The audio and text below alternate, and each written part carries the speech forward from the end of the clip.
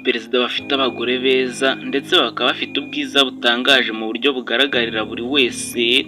Ubundi mu busanzwe abagore b'abaperezida ni abantu baba bakeye cyane ndetse baniyitaho, kubera ko umugore w'umukuru w'igihugu aba ari umugore ubona ibyo akeneye byose kandi akabikonera ku gihe. Ibyo rero bikaba bituma abagore b'abaperezida bakunda kuba ari beza. Gusa ariko nubwo bimeze gutyo ntibivuze ko abagore b'abaperezida ari bo beza kurusha abandi.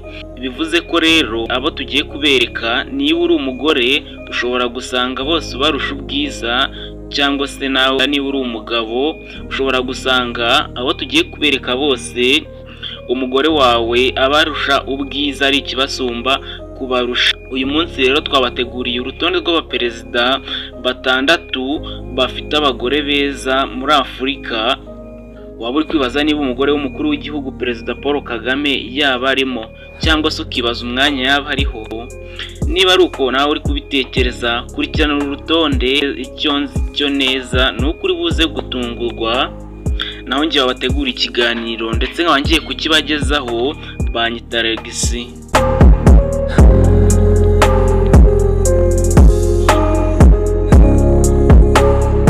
Ku mwanya wa 6 turahasanga Gazira Murangagwa. Gazira Murangagwa ni umugore wa perezida w'igihugu cya Zimbabwe Emmerson Mnangagwa. Uyu mugore akaba yaravutse ku itariki 25 z'ukwezi kwa gatatu umwaka w'1963. Uyu mugore kandi akaba ari umubyeyi w'abana 2. Ikindi wamumenyaho kandi ni umubyeyi ukunda kugira umutima mwiza ndetse agakunda kumvikana kandi n'abantu bose.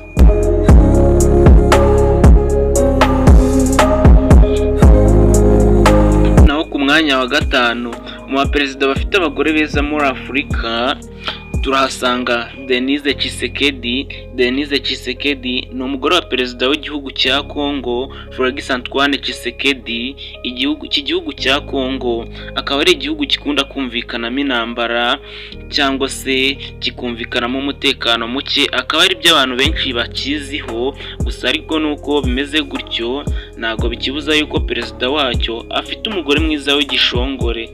Uyu mugore wa Félix Antoine Tshisekedi akaba yaravutse ku itariki 9 z'ukwezi kwa kabiri umwaka w'1967. Ubwo byumvikana rero abazi guteranya imyaka, akaba afite imyaka 57. Akaba yaravukiye Bukavu, aho rero akaba ari mu gihugu cya Congo. Uyu mugore akaba aza mu magore bafite mu maso heza ndetse bakaba bafite tayi igaragaza ubwiza mu buryo bugiye bugaragara. Umugore wa Tshisekedi akaba ari umugore ukunda kumvikana ndetse akaba akunda kwicisha bugufi mu buryo bugaragarira buri wese. Ku mwanya wa 4 mu baperezida bafite abagore beza muri Afurika turahasanga Jeannette Museveni. Jeannette Museveni ni umugore wa perezida w'igihugu cya Uganda Yoweri Kaguta Museveni. Igihugu cya Uganda kikaba kiza imbere mu bagore bafite ubwiza butangaje ndetse n'abakobwa beza nabo bafite ubwiza nk'ubw'ababyeyi babo.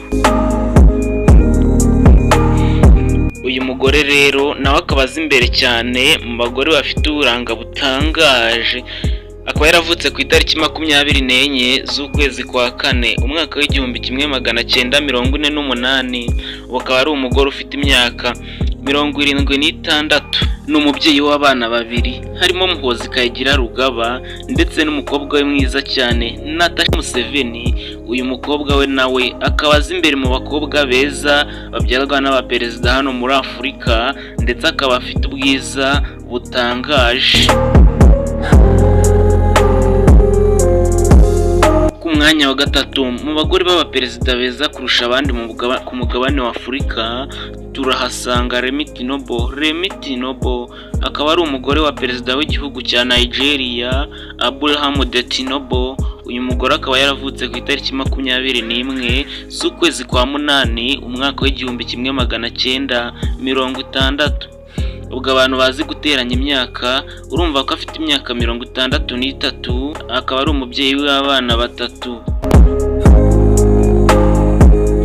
Ku mwanya wa 2 mu bagore b'abaperezida beza ku mugabane wa Afurika turahasanga Zinasha Taichu. Zinashataichu akaba ari umugore wa perezida w'igihugu cya Ethiopia Abiy Ahmed, ndetse icyo wamenya kuri uno mugore kandi akaba ari umunyapolitike ndetse kandi akaba afite n'abana batatu. Uyu mugore mu bijyanye n'ubwiza bwe ni umugore ufite mu maso heza, ukunda gutambuka neza ndetse unafite na size nziza. Mu gihe umubonye ntabwo wakiyumvisha ko ari umugore w'abana batatu, ahubwo iyo umubonye bwa mbere wagira ngo ni umukobwa kubera itoto ry'uruhu rwe ndetse n'imiterere ye. Ku mwanya wa mbere mu bagore b'abaperezida beza ku mugabane wa Afurika turahasanga Jeannette Kagame. Jeannette Kagame ni umufasha wa nyakubahwa perezida Paul Kagame, uyu nguyu akaba umukuru w'igihugu cy'u Rwanda. Ikindi wamenya kuri Jeannette Kagame, yavutse ku itariki 10 z'ukwezi kwa gatanu 1962, avukira mu gihugu cy'u Burundi. Ni umubyeyi ufite abana batatu aribo Ange Kagame, Ivan Cyomoro Kagame ndetse na Ian Kagame. Ian Kagame ndetse akaba umwe mu bagize itsinda rya CTU rishinzwe kurwanya iterabwoba mu Rwanda.